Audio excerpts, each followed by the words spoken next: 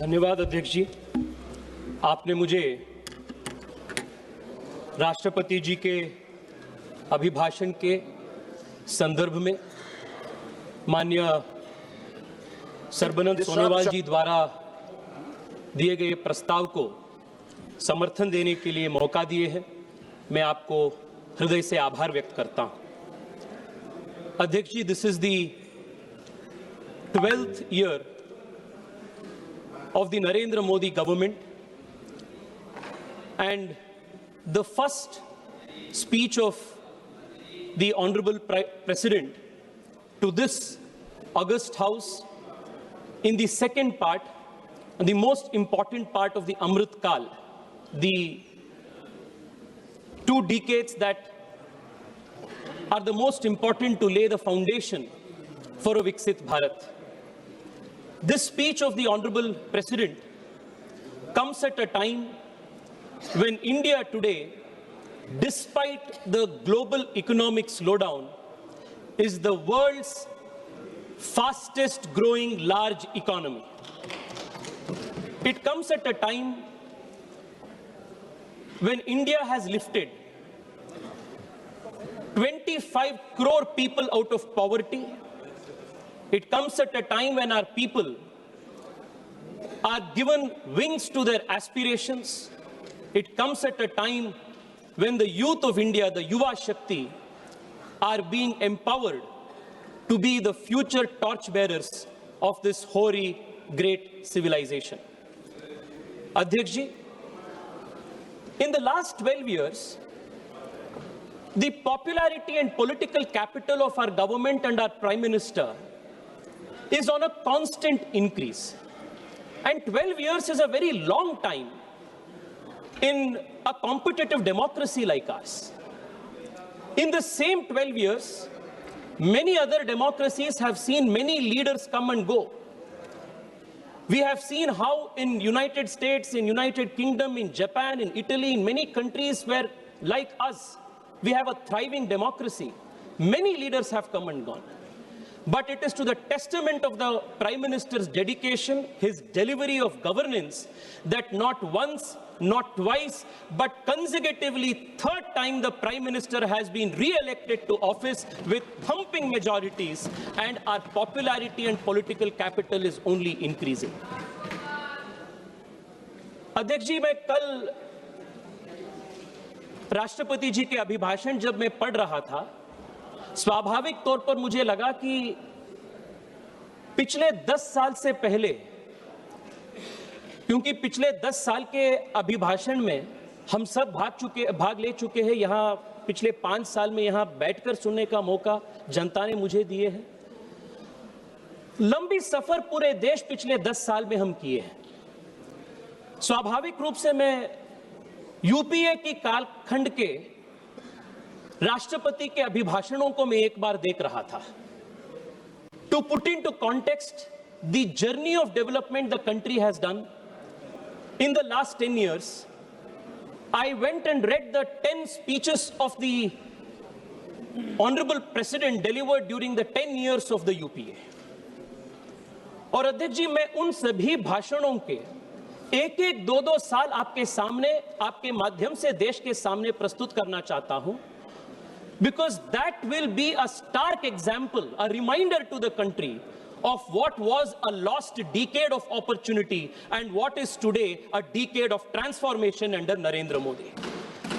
अध्यक्ष जी, सबसे बड़ा चेंज जो पिछले 10 साल में देश में हुआ है, वो ये है कि पिछले 10 साल में राष्ट्रपति जी के हर अभिभाषण में करप्शन के स्कैम्स के या स्कैंडल के एक उल्लेख का भी जरूरत नहीं है, because we have delivered the most honest, most integrable government in the last 10 years. This has been the biggest achievement of this government. अध्यक्ष जी, मैं आपको 2011 का राष्ट्रपति जी के अभिभाषण का एक वाक्य पढ़ना चाहता हूं.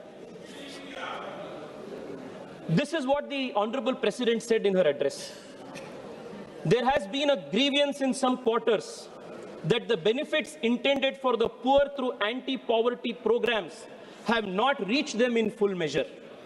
ये 2011 में बजट भाषण में राष्ट्रपति जी ने कहे थे, करप्शन का सबसे बड़ा भोज, करप्शन का सबसे बड़ा नुकसान देश के गरीब को होता था.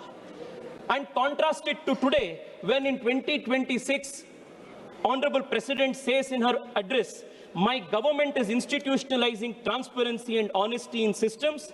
In the last 1 year, my government has provided benefits worth more than 6.75 lakh crore rupees directly to the beneficiaries through direct benefit transfer. 2011 के यूपीए जमाने में राष्ट्रपति जी कहे, she has said that the benefits intended for the poor are not reaching them in the right measure. And here in 2026, the government has delivered 6.7 lakh crore rupees in direct benefit transfers in the account to the people of this country. Adhyaksh ji, the difference is unmistakable.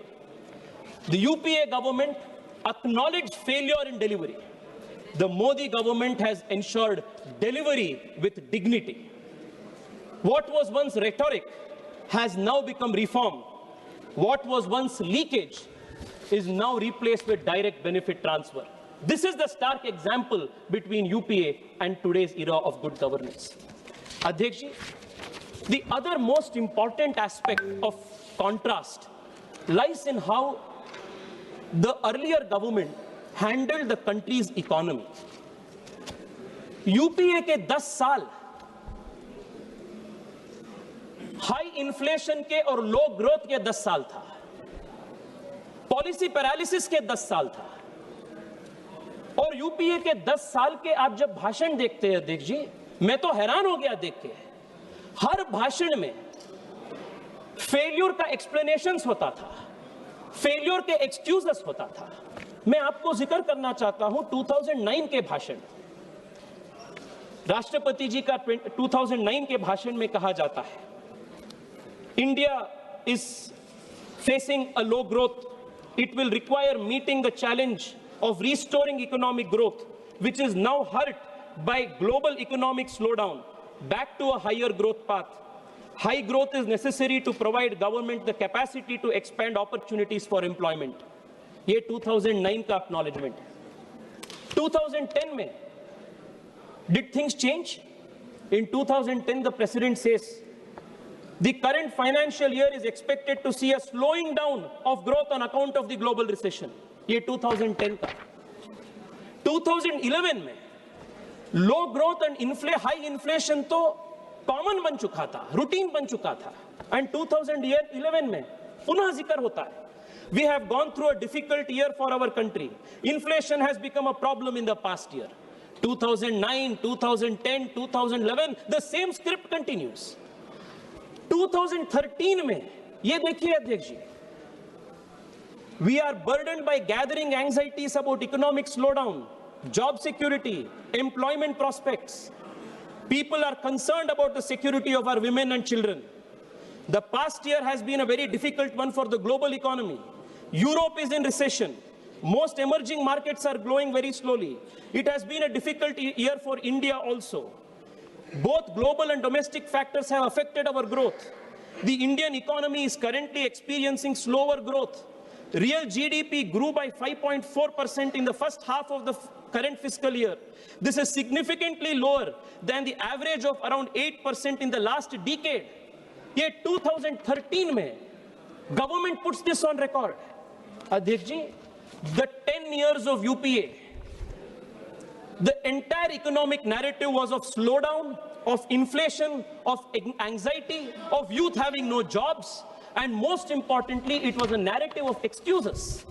मैं आज के अभिभाषण का contrast आपके सामने रखना चाहता हूं अध्यक्ष जी. Today, the Honorable President has addressed the country and she has said, over the last 11 years, the economic foundation of the country has grown significantly stronger.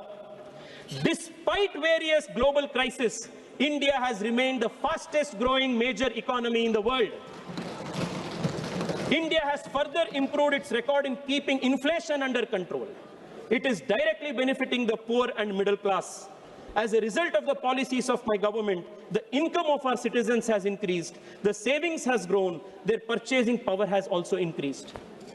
ऐसा नहीं था कि पिछले 10 साल में challenges हम नहीं face किए. We faced a once-in-a-century pandemic, but we did not blame our domestic economic record because of a pandemic.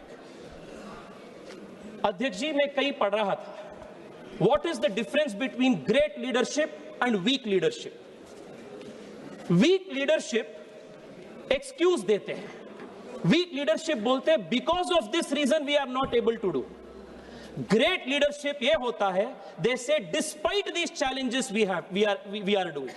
ये because of और despite of के जो फर्क है, यही बीजेपी और कांग्रेस के बीच का फर्क है, यही फर्क है नरेंद्र मोदी और कांग्रेस पार्टी के बीच का फर्क है.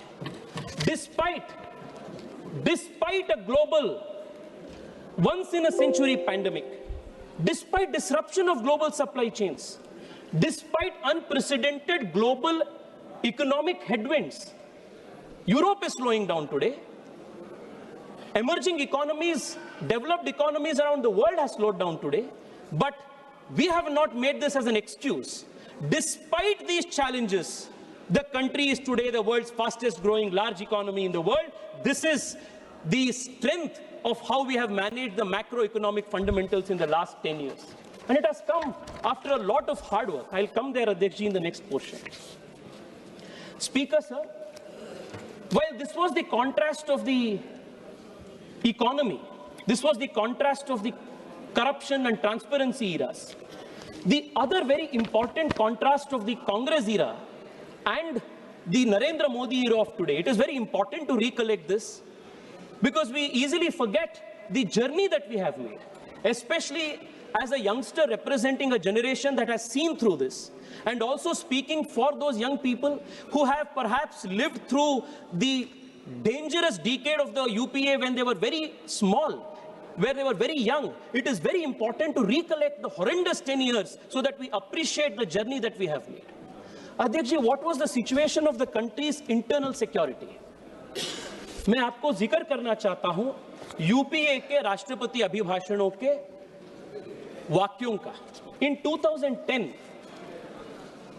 ये कहा जाता है, infiltration of terrorists from across the line of control in Jammu and Kashmir has gone up. This is the acknowledgement in 2010. In 2011, did things change? Did the government do anything? In 2011, the government again says, certain parts of the country have suffered from unacceptable high levels of violence, especially areas affected by left-wing extremism and Kashmir Valley. 2012 में पुनः कहा जाता है, the bomb blast on July 13th, 2011 in Mumbai and September 11, 2011 in Delhi are a grim reminder that terrorist modules continue to be active in the country. In 2011, 18 terrorist modules were neutralized.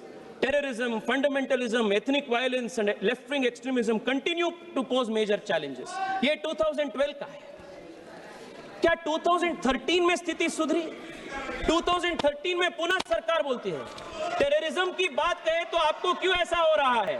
Terrorism के बाद जब हम बोलते हैं आपको क्या तकलीफ हो रहा है? धीरज दिखाइए, बैठिए, सुनिए और काफी चीज है, बैठिए. 2013 में क्या स्थिति सुधरी अध्यक्ष? 2013 में, listen to this, some parts of our country have in the recent past witnessed communal incidents. Incidents of left-wing extremist violence have shown a declining trend. The number of deaths in Naxal violence declined from 611 in 2011 to 414 in 2012. Compared with 2011, the number of fatalities in incidents of terrorist violence in 2012 has declined by nearly half. शर्म होनी चाहिए ये लोगों को. अध्यक्ष जी, शर्म होनी चाहिए. ये अपने पीठ तपतपा रहे हैं किस अचीवमेंट पे? That in 2012 the number of deaths has come down to only 400 from 600. This is their achievement. That compared to 2012, compared to 2011, in 2012, the fatalities owing to terrorist attacks has come down by half. ये इनका achievement है. 10 साल Congress party इस देश के internal security को इस प्रकार के कॉम्प्रोमाइज कर दिए. This is the certificate. And ये मेरा वाक्य नहीं है अध्यक्ष जी. These are all the statements of their own governments made in this very August House. अध्यक्ष जी, ये 10 साल उनका था. मैं आता हूं अपने 12 साल पे. आपको दिक्कत हो रहा है ना ये सब सुन के? सुनिए और लीडर विल गेट. अध्यक्ष जी, 10 साल देश लेफ्ट विंग एक्सट्रीमिज्म से ग्रसित था. देश के कोने कोने में टेररिस्ट अटैक्स होते थे. महिला बच्चे कोई सुरक्षित नहीं थे. This was the internal security situation of the country. और आज माननीय राष्ट्रपति जी उनके भाषण में ये उल्लेख करते हैं, India has proved that power can be used with responsibility and prudence. The world has witnessed the valour and prowess of the Indian defence forces during operation Sindoor. Using its own resources, our country destroyed the base camps of terrorists. My government has sent a strong message that any terrorist attack on India will receive a firm and decisive response. The suspension of India's water treaty is also a part of India's fight against terrorism. ये terrorism के लिए, terrorism के सामने भारत की response था. नरेंद्र मोदी के भारत के response ये. अध्यक्ष जी, the other biggest achievement that we have done is the near elimination of left-wing extremism in this country. राष्ट्रपति जी ने उल्लेख करते हैं, in line with the policy of my government, security forces have acted decisively against Maoist terror. Today, the challenge of Maoist terror has been reduced to just 8 districts from 126 districts. Out of these, only 3 districts remain the most affected. That day is not far when the country will witness complete eradication of Maoist terror. मैं देश के युवाओं के ओर से विशेष रूप में माननीय गृह मंत्री जी को मैं धन्यवाद करना चाहता हूं. He has single-handedly, decisively eliminated Maoist terrorism in this country. This is one of the biggest achievements of this government. अध्यक्ष जी, कश्मीर का उल्लेख जब हुआ था यूपीए सरकार के 10 साल के भाषणों में, कश्मीर के उल्लेख जब हुआ था वो टेररिज्म के या वायलेंस के साथ ही हुआ था. पहली बार 2014 के बाद, आर्टिकल 370 हटाने के बाद पहली बार कश्मीर का उल्लेख डेवलपमेंट के साथ, ग्रोथ के साथ और युवाओं के नए शक्ति और विकास के साथ हो रहा है. This is the change in the language of the government, in the speeches that this parliament has recorded. अध्यक्ष जी, there is one another important issue that the country must understand. जब इतने सारे अटैक्स होते थे, टेररिस्ट अटैक्स होते थे देश में, कांग्रेस पार्टी का रिस्पांस क्या था टेररिस्ट अटैक्स के विषय पे? मैं बताता हूं आपको क्या था. हैरान हो जाएंगे सुन के. अध्यक्ष जी, our response to terrorist attacks has been clear. When Uri happened, we responded with a surgical strike. When terrorism struck again, we responded with an air strike in Balakot. Under this very government, we responded with Operation Sindoor. We responded to them in the language that the terrorist attack understands. मैं आपको बताना चाहता हूं अध्यक्ष जी, इनके बैठने के अध्यक्ष जी, ये नरेंद्र मोदी सरकार की रेस्पॉन्स थी. कांग्रेस सरकार की रेस्पॉन्स क्या था? कांग्रेस की रेस्पॉन्स क्या था टेररिज्म के लिए? अध्यक्ष जी, इन 2010 they make a categorical reference towards terrorism in the president's address, and वहां ये उल्लेख करते हैं, our unity and social harmony is the best answer to the terrorists and their divisive designs. Hence, the government is committed deeply to protecting our social fabric and proposes to move the early passage of the Communal Violence Bill 2005 in the session of Parliament. ये क्या bill था? A bill that presumed guilt on the Hindus of the country. A bill that gave a legal presumption that the majority will be default perpetrators of violence. ये कांग्रेस सरकार ने बोलते हैं 2010 में that this should be the response to terrorists. शर्म होनी चाहिए आप लोगों को. टेररिस्ट के डिजाइन को देश में लागू करने का काम कांग्रेस सरकार ने 2009-2010 में करने का प्रयास किए थे. अध्यक्ष जी, ये सब नेशनल सिक्योरिटी हो गया. अध्यक्ष जी, नेशनल सिक्योरिटी हो गया. नक्सलिज्म के बारे में हम चर्चा की. राष्ट्रपति भाषण के अभिभाषण के नजदीक. अध्यक्ष जी, ये राष्ट्रपति भाषण के उल्लेख हैं. हाँ, वही बोले. अध्यक्ष जी, मैं वही बात कर रहा हूं जो मैं कहा. ये 2010 के राष्ट्रपति अभिभाषण से उल्लेख है. ये उनके स्टेटेड पॉलिसी था. The response to terrorism is not surgical strike. Response to terrorism was a communal violence bill. ये कांग्रेस पार्टी का डिजाइन था. अध्यक्ष जी, हम इकोनॉमी के कंपैरिजन देखे हैं, इंटरनल सिक्योरिटी लेफ्ट विंग का कंपैरिजन देखे हैं. मैं विमेन रिजर्वेशन बिल पे आता. बहुत इंटरेस्टिंग चीज है, बहुत इंटरेस्टिंग चीज है. 2009 में राष्ट्रपति अभिभाषण में कहा जाता है, 2009 में अध्यक्ष जी, early passage of women's reservation bill providing for 1/3 reservation to women in state legislatures and in parliament is my commitment. 2009 में. 2010 में आएंगे.